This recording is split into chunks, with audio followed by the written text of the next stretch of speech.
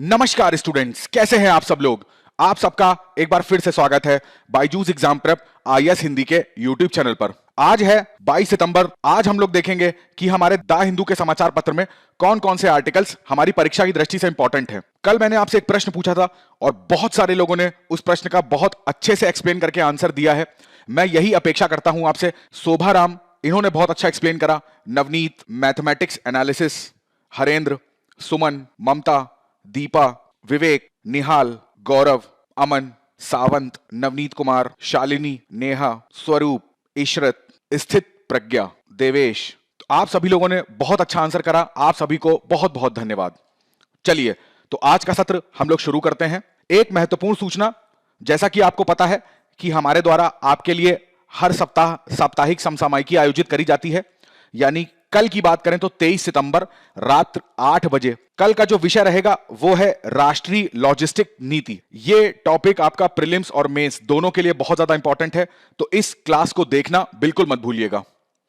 चलिए, अब सबसे पहला जो आर्टिकल हमारे लिए इंपॉर्टेंट है वो आपको पृष्ठ संख्या 6 पे मिलेगा। इसका संबंध थर्ड पेपर से है, जहां पर हम लोग विज्ञान एवं प्रौद्योगिकी पढ़ते हैं और उसके अंदर भी स्पेस टेक्नोलॉजी के बारे में हम लोग यहां पर जानेंगे। देखिए, बहुत ही इंपॉर्टेंट और बहुत ही गौरवान्वित कर देने वाली न्यूज है। इसरो संस्था ने हाइब्रिड प्रोपल्शन सिस्टम इसका टेस्ट किया है और यह टेस्ट जो था वो सक्सेसफुल रहा। अब इसके बारे में बहुत ज्यादा चांसेस हैं कि प्रीलिम्स में आपसे पूछा जाए। मेंस में इसरो की जो उपलब्धियां हैं, अगर उसके ऊपर कोई प्रश्न बनता है तो आप उसमें भी इस टॉपिक को शामिल कर सकते हैं। तो यहां पर हाइब्रिड प्रपल्शन सिस्टम को पढ़ने से पहले आपको यहां पर यह जानना होगा कि प्रपल्शन सिस्टम होता क्या है। कोई भी रॉकेट होता है तो उसमें उसका इंजन किस तरीके से दहन होता है। एक एक चीज बहुत आसान शब्दों में समझाऊंगा आपको, बड़े ध्यान से सुनिएगा। हो सके तो कॉपी पेन लेके बैठिए और जो मैं बोलता जा रहा हूं उसको शॉर्ट में नोट कर लीजिएगा। देखिए, जो प्रोपेलेंट होता है जिसको हिंदी में प्रणोदक कहते हैं, तो प्रणोदक का मतलब ही होता है जैसे हम लोग बाइक चलाते हैं, स्कूटर चलाते हैं, कार चलाते हैं, तो उसमें हमको ईंधन की आवश्यकता होती है। ठीक है, तो इसी को सरल भाषा में ऐसे समझ लो कि जो यहां पे प्रणोदक होता है वो इसी ईंधन का एक फॉर्म है।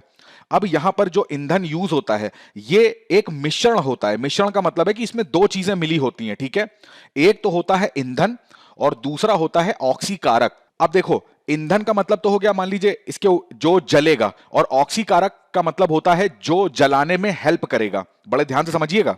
मैंने आपको बताया ये जो प्रणोदक होता है ये एक टाइप का मिक्सचर होता है। इस मिक्सचर में दो चीजें आएंगी, एक तो फ्यूल आएगा और दूसरा जो ऑक्सीकारक है। यानी कि कोई भी चीज जलेगी कब? जब उसे ऑक्सीजन मिलेगी। अब मान लीजिए रॉकेट अंतरिक्ष में जा रहा है तो वहां पर तो उसको ऑक्सीजन मिलेगी नहीं, तो उसका इंजन में दहन कैसे होगा? तो उसके लिए हमें ऑक्सीकारक देने पड़ते हैं। तो इन्हीं दोनों के मिश्रण को हम लोग रॉकेट में यूज करते हैं, तो उसी को हम लोग क्या बोलते हैं? प्रणोदक बोलते हैं। अब यहां पर जानने वाला आपको होगा कि प्रणोदक को दो पार्ट में बांट दिया जाता है। एक तो हो जाता है लिक्विड और एक हो जाता है सॉलिड। आप कई बार सुनते होंगे, जैसे अभी एसएसएलवी काफी चर्चा में रहा, तो चलिए कमेंट करके बताइएगा कि एसएसएलवी में सॉलिड प्रणोदक था कि लिक्विड प्रणोदक था और कितने स्टेज का था।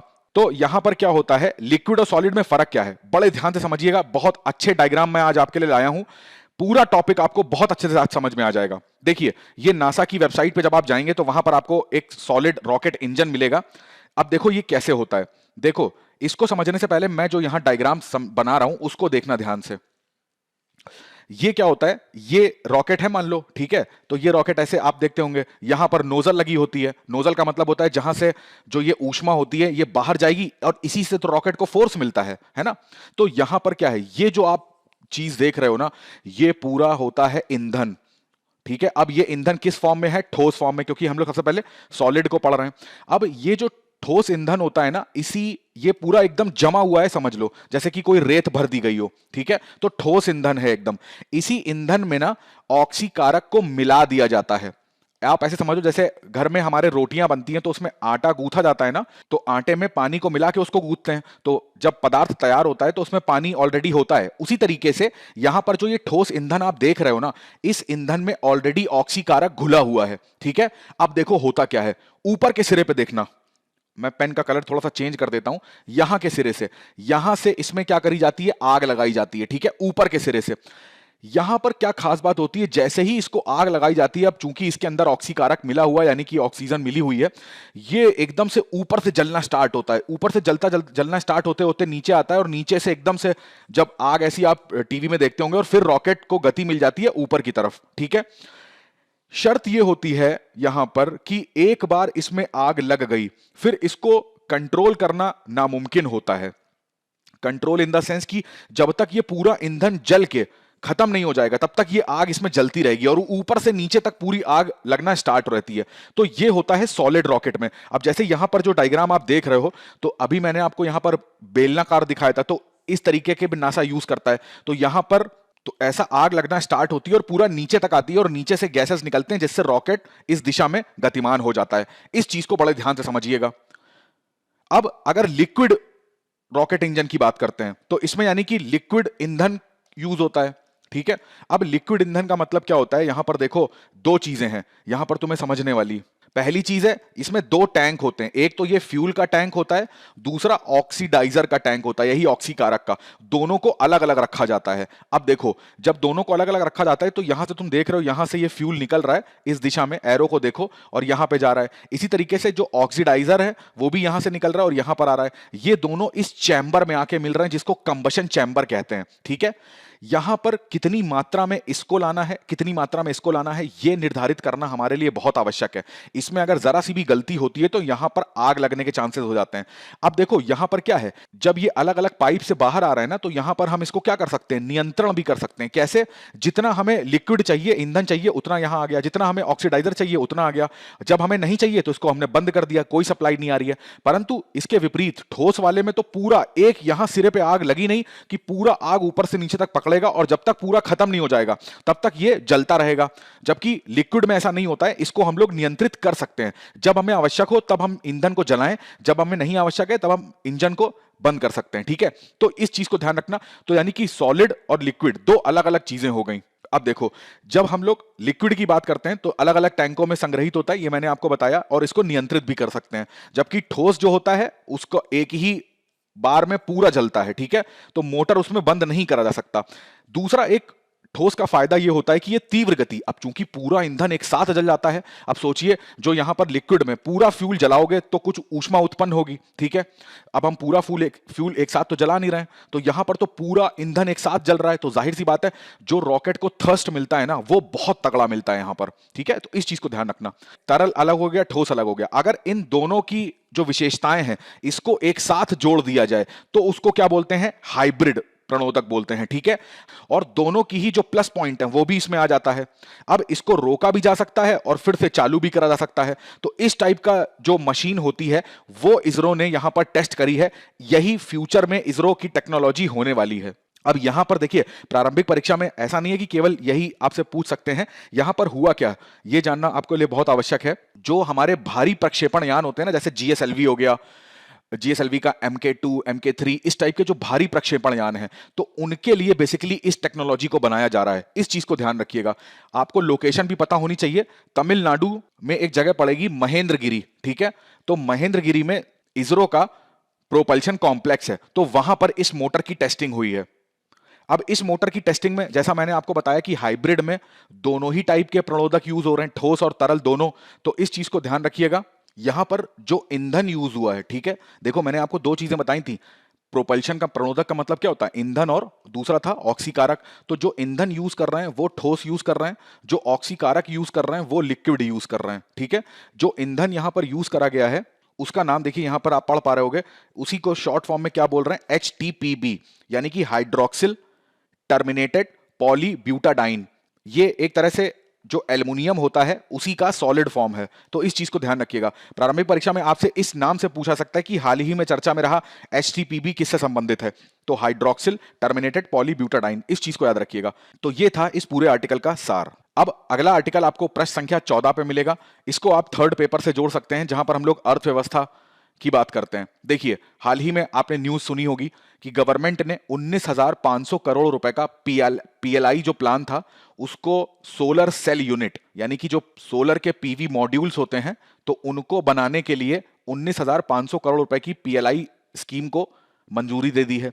ठीक है। अब देखिए यहां पर बेसिकली दो न्यूज आई थी। एक न्यूज तो सेमीकंडक्टर के क्षेत्र से आई थी कि सेमीकंडक्टर का जो सेक्टर है इसमें आत्मनिर्भर बनने के लिए, इसमें निवेश लाने के लिए और इसमें भारतीय कंपनियों को आगे आने के लिए, इसके लिए पीएलआई प्लान लाया गया है।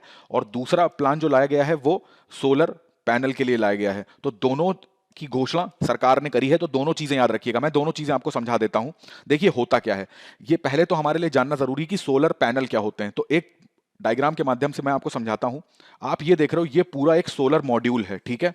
इस मॉड्यूल को हमें बनाना है, ये चीज समझना। अब देखो इसके मॉड्यूल में आप देख रहे हो ये छोटे छोटे से जो पार्ट जिसके ऊपर मैं गोला बना रहा हूं, ये एक गोला है, तो इसको हम लोग बोलते हैं सोलर सेल, ठीक है। ये सोलर सेल जो है ऐसे बनाया जाता है और इन्हीं सोलर सेल को, ऐसे कई सारे सोलर सेल को आपस में जब कंबाइंड कर देते हैं तो एक सोलर मॉड्यूल बन जाता है। अब ऐसे ही कई सारे सोलर मॉड्यूल को, यानी कि इसमें जो एक आप देख रहे हो वो ये है, ऐसे कई सारे मॉड्यूल को हम एक साथ बना देते हैं तो पूरा हमारा सोलर सिस्टम बन जाता है। अब ये सौर मंडल नहीं है, ये बड़े एरिया में जब सौर ऊर्जा को विद्युत ऊर्जा में कन्वर्ट करना होता है तो इस तरीके के पैनल्स वहां पर लगाए जाते हैं। तो ये याद रखना कि सोलर मॉड्यूल में ये जो इकाई है ये इसको सोलर सेल कहते हैं, ठीक है।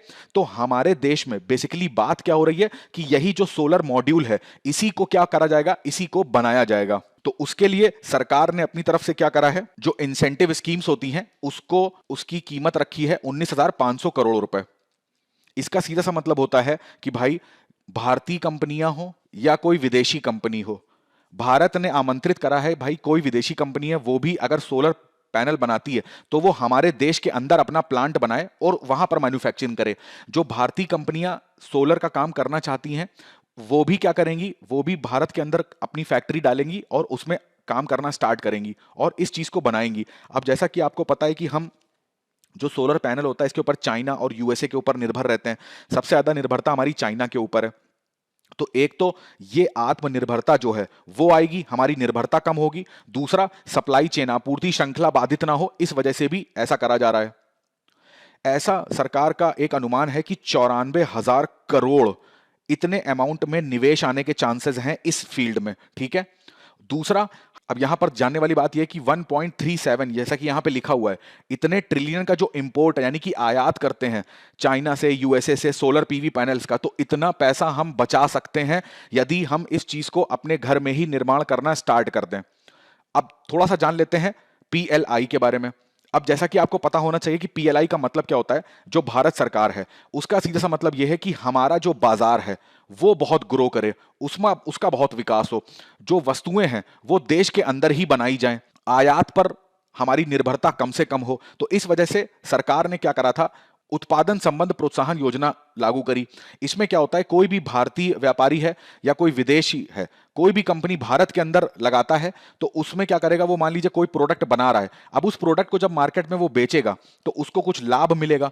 जब सरकार देखेगी कि इसको इतना लाभ मिल रहा है तो इसके प्रोडक्ट बनाने में जो इसको उत्पादन लागत आई है, ठीक है, मान लीजिए इसने पार्ले जी का बिस्किट बना के मार्केट में बेचा 10 रुपए का, इसकी लागत जो आई थी 4 रुपए या 5 रुपए जो भी आई थी, तो उसकी लागत का 30% से 50% तक गवर्नमेंट जो है, सरकार उसकी मदद करेगी, उसको ये पैसा दे देगी। अब वो टैक्स माफ के तौर पे भी हो सकता है या फिर वो कैश के फॉर्म में भी हो सकता है, कुछ भी हो सकता है। तो इससे क्या होता है, यहां पर नाम ही है इंसेंटिव, मतलब प्रोत्साहित करना। किस चीज के लिए, कि भाई भारत के अंदर आप निर्माण करिए, जो भी विनिर्माण का क्षेत्र है भारत के अंदर आप करिए, जो भी मदद होगी सरकार की तरफ से वो सरकार इनको करेगी। तो इस चीज को ध्यान रखिएगा। 2022-23 का जो बजट अगर आपने देखा होगा तो उसमें 1.97 लाख करोड़ रुपए टोटल जो पीएलआई योजनाएं थी अलग अलग सेक्टर्स में, पहले 14 थी, फिर बढ़ा के 2 और बढ़ा दी गई। तो इस तरीके से टोटल सेक्टर का जो कीमत है वो 1.97 लाख करोड़ रुपए यहां पर इसको आवंटित किया गया है।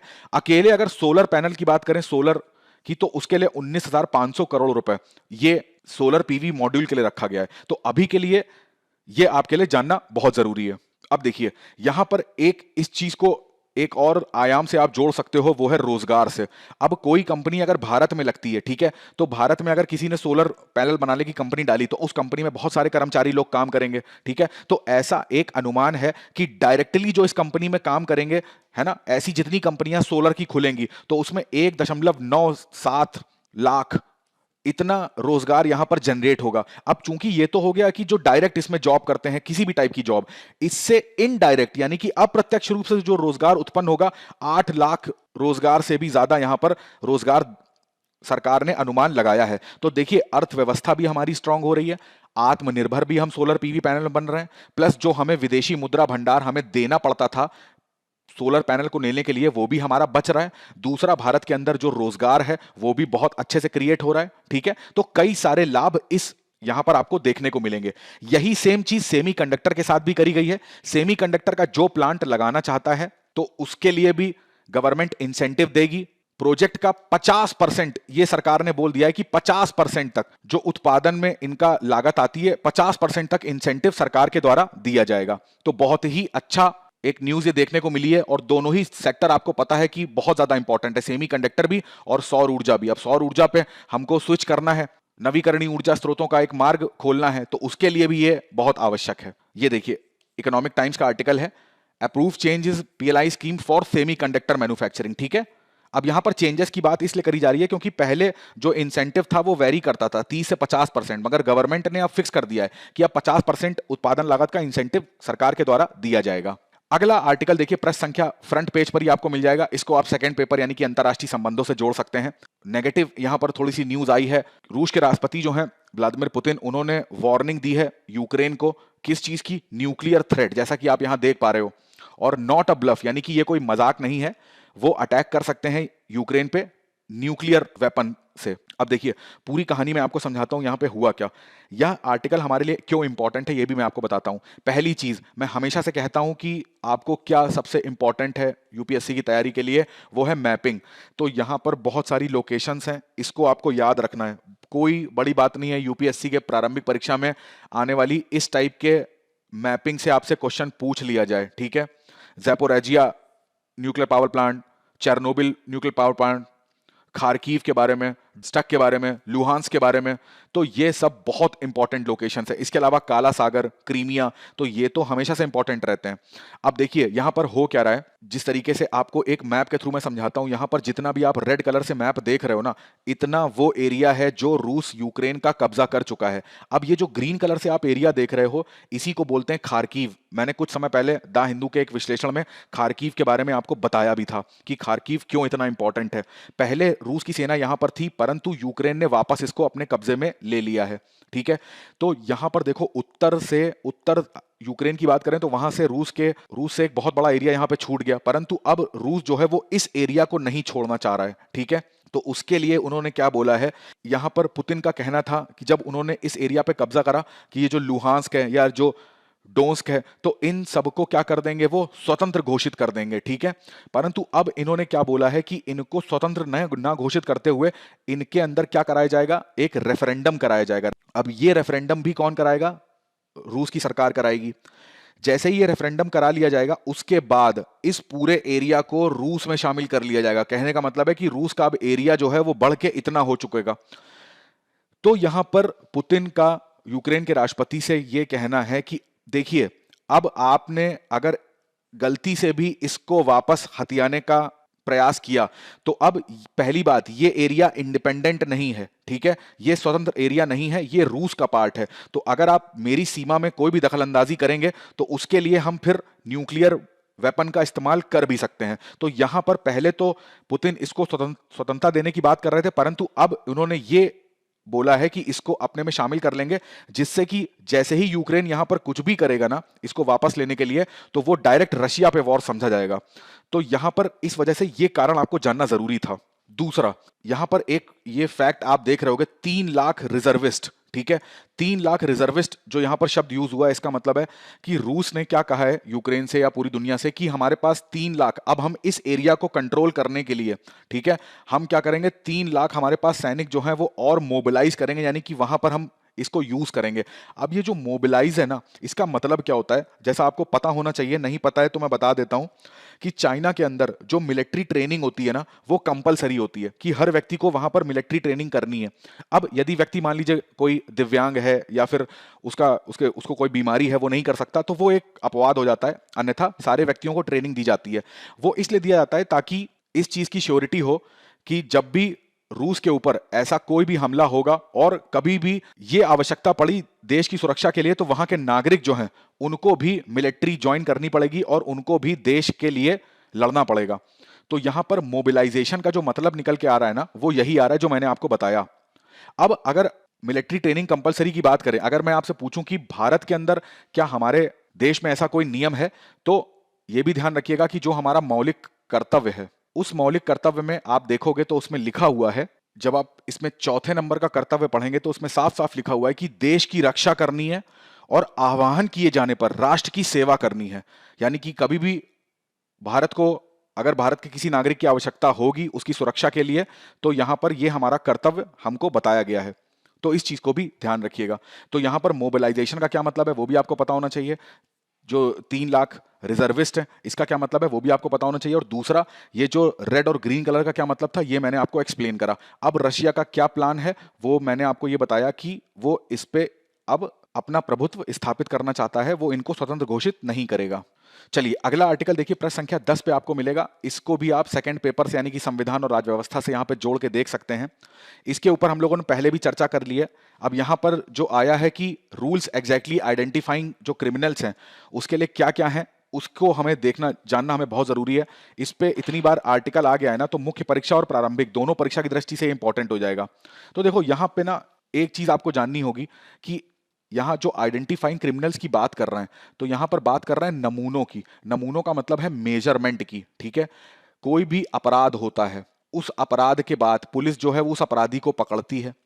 अब पकड़ने के बाद वो क्या करती है कि वो जो अपराध हुआ है उसका इन्वेस्टिगेशन होता है। तो इन्वेस्टिगेशन किसके बेस पे होगा? सबूतों के बेस पे। तो ये जो सबूत हैं, जो एविडेंस होते हैं, इसको कैसे आसानी से निकाला जा सकता है, ठीक है, कितनी आसानी से, कम समय में, तो इसके लिए क्या क्या चीजें पुलिस को और अधिकार चाहिए, क्या क्या नई तकनीक चाहिए, वो सब इस अधिनियम में समझाया गया है। अब हालांकि पहले ये विधेयक था, ठीक है, अब इसको क्या कर दिया है, गृह मंत्रालय ने नोटिफाई कर दिया है कि इसको अधिनियम के तौर पे। तो अब जरा इसके बारे में जान लेते हैं। अब ये जो अधिनियम है ये किसका स्थान लेगा ये भी आपको पहचानना है। बंदी पहचान अधिनियम 1920 का, ये इसको रिप्लेस कर देगा पूरी तरीके से। यानी कि 1920 में हमारे पास ऐसा एक अधिनियम था जो अपराधियों के नमूने लेने का अधिकार देता था। अब 2022 में इस चीज का नया अधिनियम बनाया गया है। अब इसमें से क्या अधिकार बढ़ाए गए हैं, एक नजर उस पर डालते हैं। आपको एक फिगर के माध्यम से समझाता हूं, सारी चीजें आपको समझ में आ जाएंगी। देखिए इस डायग्राम को ध्यान से देखिएगा। जो ये वाला आप देख रहे हो ना, आइडेंटिफिकेशन ऑफ प्रिजनर्स एक्ट, यही बंदी पहचान अधिनियम 1920 है, ठीक है। अब ये जो आया है आपराधिक प्रक्रिया पहचान अधिनियम, ये 2022 का है। दोनों में अंतर देखते हैं। सबसे पहला अंतर आता है क्या, कौन कौन से व्यक्तियों का नमूना लेने का यहां पर अधिकार है। तो 1920 के अगर अधिनियम को आप देखोगे तो यहां पर साफ साफ लिखा हुआ है रिग्रेस इम्प्रिजनमेंट, मतलब कि किसी बहुत घृणित कार्य के लिए, गंभीर अपराध के लिए उनको सजा दी गई है 1 वर्ष या 1 वर्ष से अधिक, तो उस व्यक्ति का मेजरमेंट लिया जा सकता है। अब 1920 में जो मेजरमेंट लेना था वो क्या लेना था, ध्यान से देखिएगा। वो हम ले सकते थे केवल फिंगरप्रिंट का या फुटप्रिंट का, यानी कि हाथों के निशान हम उस व्यक्ति से मांग सकते थे और उसके पैरों के निशान। इसके अलावा हम उस व्यक्ति से और उसका बॉडी का कोई भी निशान नहीं ले सकते थे, ठीक है। जैसे ही हमारी नजर 2022 के अधिनियम में जाती तो यहां पर अब देखिए रिग्रेस इम्प्रिजनमेंट को चेंज कर दिया गया है, यानी कि इस अधिनियम का दायरा बहुत ज्यादा बढ़ा दिया गया है। यहां पर बोला गया है कि पनिशेबल अंडर एनी लॉ, किसी भी कानून के अगेंस्ट में अगर उसने अपराध करा है तो यहां पर उससे उसके जो नमूने हैं वो मांगे जा सकते हैं। अब जैसे मैंने आपको बताया कि 1920 की बात करते हैं तो यहां पर केवल फिंगरप्रिंट की बात करें या फुटप्रिंट की बात करें और ज्यादा ज्यादा फोटोग्राफ की बात करें तो यही मांग सकते थे। 2022 में देखिए कितना दायरा बढ़ा दिया गया और कितनी टेक्नोलॉजी को यहां पर जोड़ा गया है। देखिए यहां पर फिंगरप्रिंट, ये सारी चीजें तो हैं, उसके साथ साथ आइरिस और रेटिना स्कैन, यानी कि आंखों का जो स्कैन है वो भी, कोई भी उसका बायोलॉजिकल सैंपल, जैसे उसके डीएनए की बात कर ली जाए, अब उसके बालों का सैंपल, उसकी नाखून का सैंपल, ठीक है, सीमन का सैंपल, तो ये सारे सैंपल्स भी यहां पर काउंट होंगे। उसकी हैंड राइटिंग की बात करी जा रही है। अब देखिए जैसे इस ये आवश्यक इसलिए भी हो गया था क्योंकि आपको पता है सेक्शन 53 जो है वो किससे संबंधित है, सीआरपीसी का, वो बलात्कार से संबंधित है। तो सेक्शन 53 में लिखा हुआ है कि ये सारे सैंपल्स, जैसे मान लीजिए जो बायोलॉजिकल सैंपल्स होते हैं ना, जो जैविक नमूने होते हैं, हमारा डीएनए हो गया, हमारा बाल, हमारे नाखून, हमारा सीमेन, तो ये सारे जो नमूने होते हैं ये केवल सेक्शन 53 के अंडर में ही आते हैं। जब क्या होता है, इसमें लिखा हुआ है कि जब बलात्कार का कोई ये ऐसा घृणित अपराध करता है तो इस अपराध के लिए उस व्यक्ति की मेडिकल टेस्टिंग होनी अनिवार्य है, तब वहां पर इस सैंपल्स को लिया जा सकता है ना। परंतु यहां पर क्या है, इसके अलावा भी यहां पर सैंपल्स की डिमांड उस व्यक्ति से करी जा सकती है, तो इस चीज को भी ध्यान रखिएगा। दूसरा अंतर देखिए क्या है कि 1920 में ना यहां पर जैसा बोला जा रहा है कि रिग्रेस इम्प्रिजनमेंट के लिए अरेस्ट करा जा सकता था, 2022 में इसके दायरे को एक पॉइंट लिख के बढ़ा दिया गया। ये देखिए लिखा हुआ है प्रिवेंटिव डिटेंशन, यानी कि अगर पुलिस को किसी व्यक्ति पर शक है कि ये अपराध कर सकता है और उसको वो गिरफ्तार करती है तो उसके भी ये सारे सैंपल्स वो ले सकती है, जबकि प्रिवेंटिव डिटेंशन का यहां पर कोई प्रावधान नहीं था। देखिए दूसरी बात आती है कि मान लीजिए एक व्यक्ति है, उसने कोई अपराध किया तो उसका आंखों का रेटिना स्कैन, उसका फिंगरप्रिंट, फुटप्रिंट, उसकी हैंडराइटिंग, उसका और कोई बायोलॉजिकल सैंपल, डीएनए वगैरह, तो इन सबको कहां पे रखा जाएगा, तो इसके लिए एक डेटाबेस बनाया जा रहा है। ठीक है, ये डेटाबेस कौन बना रहा है, ये डेटाबेस बना रहा है NCRB, national crime record bureau. तो इस डेटाबेस में इस व्यक्ति के बारे में इतनी सारी महत्वपूर्ण सूचनाएं एकत्रित होंगी।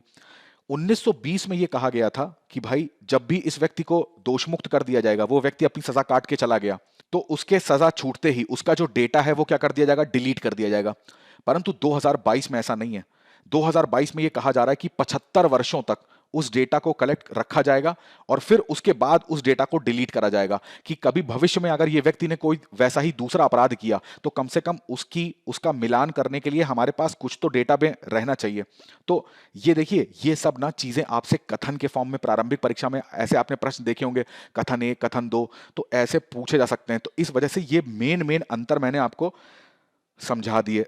इतना ही इस अधिनियम के बारे में आपको जानना भी है। ये चीज बंदी पहचान अधिनियम 1920 में था, तो इस चीज को ध्यान रखिएगा। ठीक है, फिंगरप्रिंट और पदचिन्ह, इसमें एक जो भी जेल का प्राधिकारी होता था, जेल की जो अथॉरिटी होती थी, उसको ये राइट था कि वो ये काम कर सकता है। परंतु अब जब 2022 की बात करोगे तो इसमें क्या है कि हेड कांस्टेबल की रैंक का कोई व्यक्ति है, भले ही वो जेल का इतना सुपरिटेंडेंट नहीं होना चाहिए, ठीक है, अगर वो नहीं भी है तो भी वो डिमांड कर सकता है, वो इन नमूनों को लेने का अधिकार रखता है। इस चीज को भी ध्यान रखिएगा। राष्ट्रीय अपराध रिकॉर्ड ब्यूरो इसका डेटाबेस अपने पास रखेगा। अब यहां पर इस कानून के साथ साथ ना कुछ चिंताएं भी हैं, कुछ विरोध भी होता है। तो सबसे पहली तो चिंता है कि मौलिक अधिकारों का हनन करता है। कौन से मौलिक अधिकार की बात करी जा रही है यहां पर, तो यहां पर बात करी जा रही है निजता के अधिकार की। निजता के अधिकार आपको पता होना चाहिए, 2017 में एक केस आया था, पुत्तस्वामी केस। ठीक है, तो इस केस में निजता के अधिकार को मौलिक अधिकार हमारा मान लिया गया था। तो ये मौलिक अधिकारों का हनन होता है। किसी व्यक्ति के बारे में इतनी सारी सूचनाएं सरकार के पास होती हैं, तो हो सकता है कि उसका कोई दूसरा व्यक्ति जो है या कोई दूसरा व्यक्ति उस अगर वो सूचना लीक होती है तो उसका मिसयूज भी कर सकता है। यहां पर आर्टिकल 23 देखिए, ये भी हमारा एक फंडामेंटल राइट है, तो इसका भी उल्लंघन करता है। अब आर्टिकल 23 में देखो क्या लिखा हुआ है, साफ साफ ये 20 का क्लॉज 3 है, ठीक है, 23 नहीं है। तो इसमें साफ साफ लिखा हुआ है क्या, आत्म अभिशंसन का सिद्धांत। आत्म अभिशंसन का मतलब होता है किसी व्यक्ति को आप गवाही देने के लिए बाध्य नहीं कर सकते।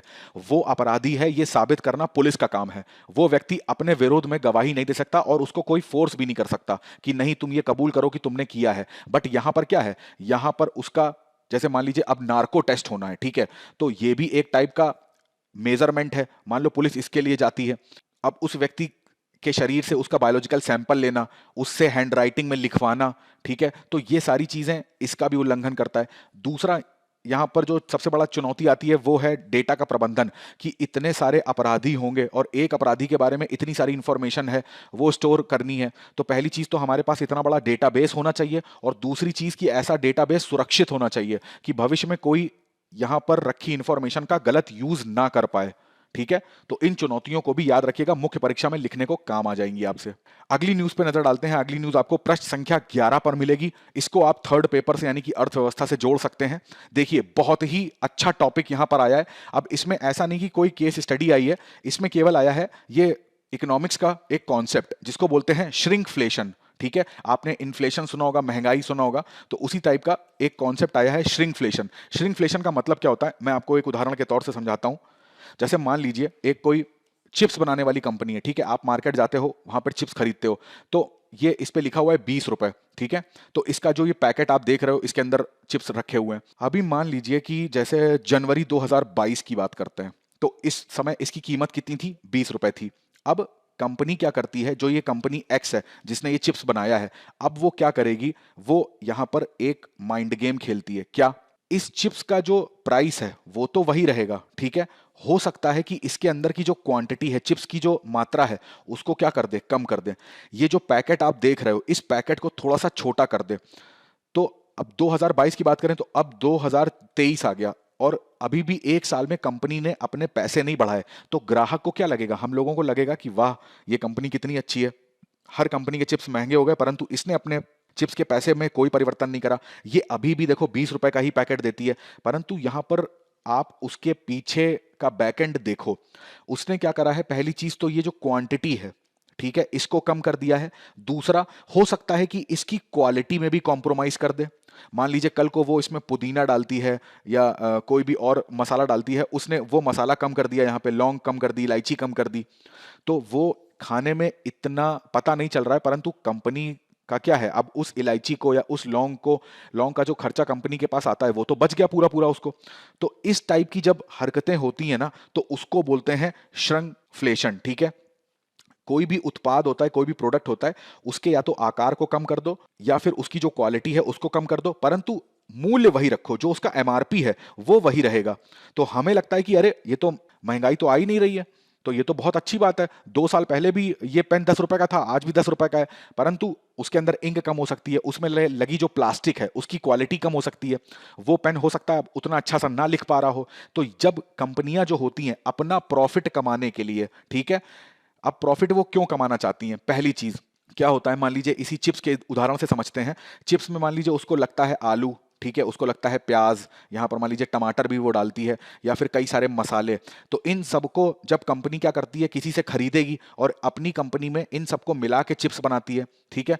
अब क्या हुआ, जो ये सब क्या होते हैं, ये सब क्या है, कच्चा पदार्थ हैं। अब मान लीजिए जो कच्चा पदार्थ रॉ मटेरियल होता है, इसके प्राइस बढ़ जाएं, ठीक है, इसके प्राइस बढ़ जाएंगे, तो आप कहोगे कोई बात नहीं, इसके प्राइस बढ़ रहे हैं तो कंपनी क्या करे, उतनी ही क्वालिटी में रखे सारी चीजें, उतनी ही क्वांटिटी में रखे, और 20 रुपए को ये 25 रुपए कर दें, कंपनी को तब भी प्रॉफिट होगा। बिल्कुल सही बात है। परंतु एक दूसरा एंगल से आप सोच के देखो, मान लो मार्केट में बहुत ज्यादा प्रतिस्पर्धा होती है, ठीक है, बतेरे कंपनी के चिप्स आपको मिलेंगे खाने के लिए। अब इस कंपनी ने 20 से 25 रुपए कर दिया, मगर दूसरा चिप्स का कंपनी क्या कर रही है, वो 20 रुपए में। तो ये आपको क्वालिटी भी उतनी अच्छी दे रहा है, ये आपको उतनी ही क्वांटिटी भी दे रहा है, उसकी साइज भी उतना ही है, पैकिंग भी उतनी अच्छी आ रही है।